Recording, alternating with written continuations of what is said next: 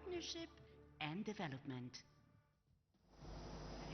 Welcome back once again, and as we earlier said, the phone call that took place between President Abdel Fattah al-Sisi and U.S. President Donald Trump, that included mainly the situation in Gaza, the deteriorating situation in Gaza, genocidal strikes against the innocent civilians, and the resulting situation or the resulting escalation in the Middle East, and the mediation efforts that are supposed to be taking place to contain and effect calm inside the region, and all that we're going to be looking in full detail over the phone call, the latest phone call that took place between the American President and His Excellency the Head of State President Abdel Fattah al-Sisi.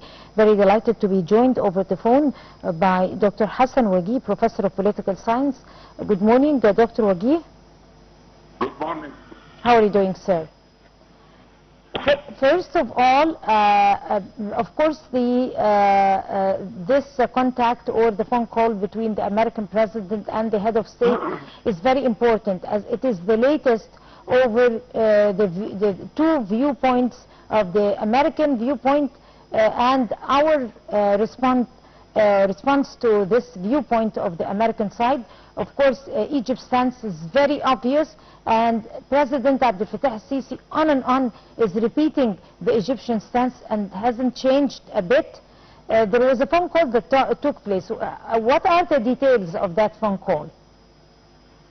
Yes, that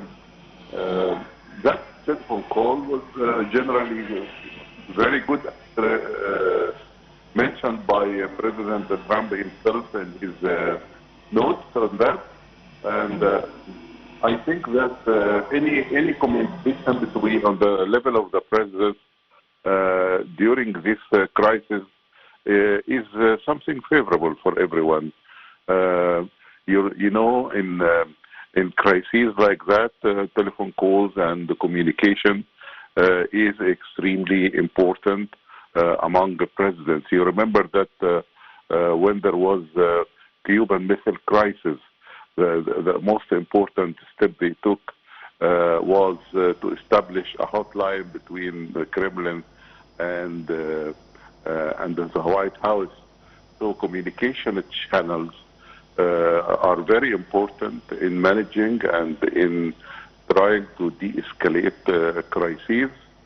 So I think the news, there are communication and there are challenges to be addressed in this kind of talks are very important for everyone.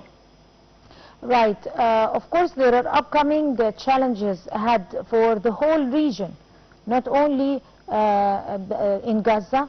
The escalation and the genocidal strikes and the force and the oppression that is being exercised over the residents of Gaza in order to push them towards the borders of Egypt is very obvious, and is totally a violation of the international law, and even against the human rights and the historical rights of the Palestinians to their land also.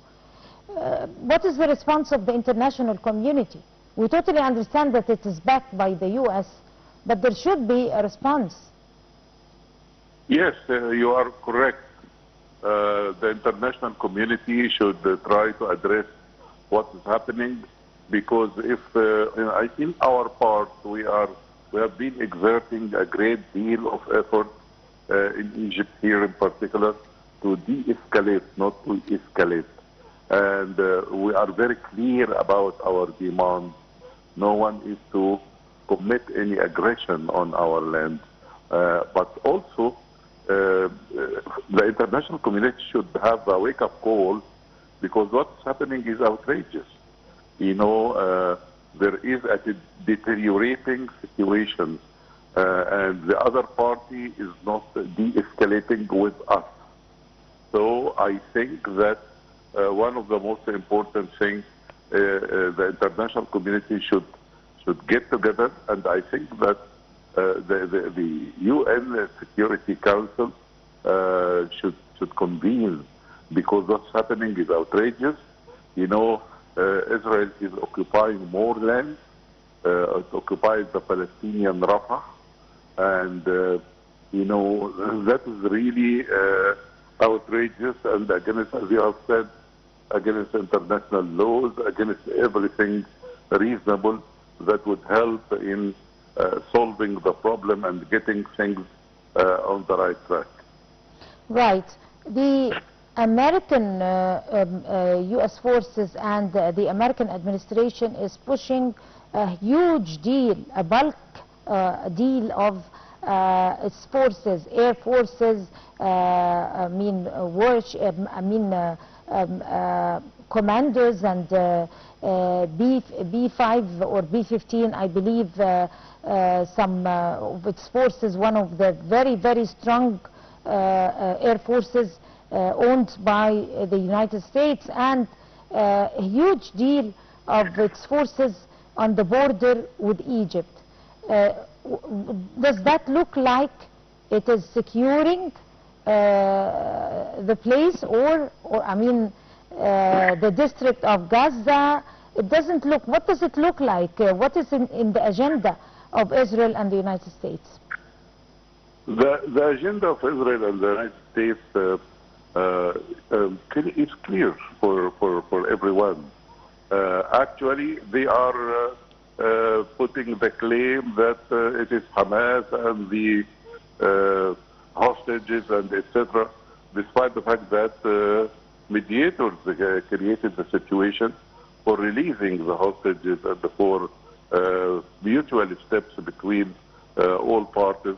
But they insisted on one-way ticket now, and I think that American policy is getting back to the gunboat diplomacy.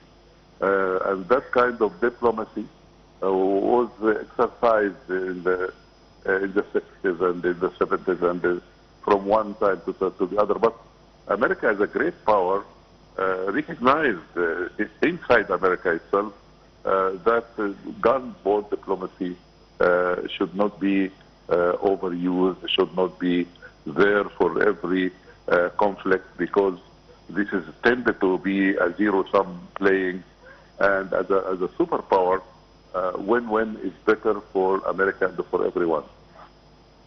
Right. Within its capacity and forces, and Egypt has a lot to do. It has a leading role in the region, and as an entity and a state that is being respected, its will is respected and forced to respected by anybody that is confronting it.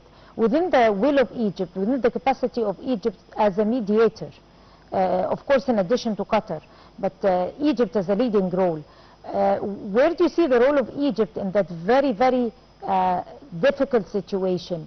How do you expect the Egyptian mediator to be able to control and effect calm inside the region? Is it possible? Of course it's impossible, and it's a little bit more difficult, but Egypt have always had ways to enforce its respect and enforce its power. And history registers that.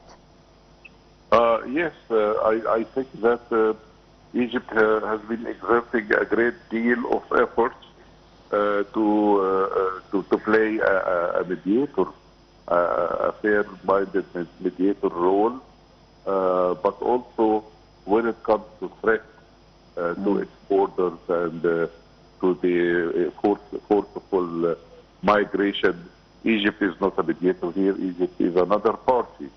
And everybody should remember that Egypt is a party, very wise, very moderate party with peace treaties and with peace aspirations, and wanted to spread that peace all over the area. So even when we are mediators, if we are partners, we are doing our best to de-escalate and to try to adjust our reaction, because what's happening is very inhuman on our borders. What's happening is terrible. What's happening is annexation. What is happening is occupation.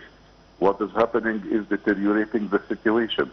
And I think that America should play the grand mediator, as they did with Camp David, as they did with the administration of Carter. And I think that President Trump himself promised to intervene in a positive way. And I think that the Americans' role is very, very important. And Egypt here is partner, is a strategic partner with the United States. And Egypt, despite the fact that it's a partner, it has also, it is a role country, so we have to balance our relations with the entire world community. And this is good for everyone and good for international peace. So I think the roles of Egypt as a partner and as a party and as a mediator should be addressed in this very terrible crisis, and we should ask the international community for more help, of course. Right. It's very obvious that Israel does not respect any international law or any international community, and is keen that the U.S. is backing it and its backbone and cornerstone in the region or worldwide. So within the might of Egypt as a very strong mediator, a strategic partner for the United States, one of the cornerstones of the Arab region, any proposals were new proposals, I'm talking about new proposals, any ideas of proposals that could somehow change the might of the U.S.-Israeli plan? Yes, Egypt is continuing to offer solution to this terrible crisis, actually. Very dangerous crisis. It's not only for Egypt and for the borders here and there. It is for the entire area. And the mentality of aggression will never pay back anyone. So I think that people should come to their senses. And Egypt is trying to exert all the controls. Egypt is trying to exhaust all possible avenues for proposals and for peacemaking. So I think that the Egyptian foreign minister is working hard on that. The Egyptian leadership is working hard on that, but with demands that's very fair enough. Don't aggress on our land.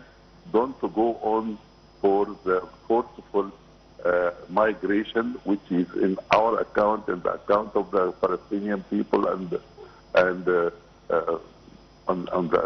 has an impact on the entire area. So hopefully there should be a way out from this tough crisis. Right. It's also obvious and common knowledge that as Egypt is a strong strategic partner to the United States, and the United States respects that very well, and a strategic ally, and also a friend to the U.S. administration inside the Arab region, but also the balance of the Israeli Zionist lobby is very important and weighs much more, outweighs anything that could be against it. So in other words, if mediation does not take place or does not succeed or is not possible at this very moment, there could be other alternative scenarios, like for example the American air bases inside the Arab countries or the Arab states, the Gulf Arab states. There are scattered American air military bases inside the Arab states. There is also the power of oil that was used during the 1973 war. I mean, there are other very successful alternatives, but it only needs one thing, which is the unity of all Arab region. Do you expect that to be in the horizon?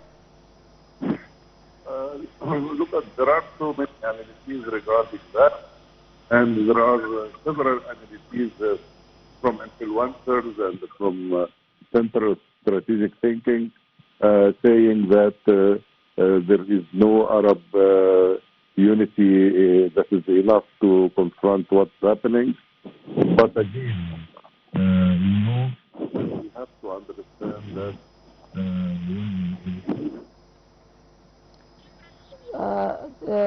Professor Dr. Hassan Wagih, Professor of Political Science, would like to thank you so much talking to us on the breakfast show. You have a good day. And now it's Dina Yunus and a quick preview, a report over Ramses III.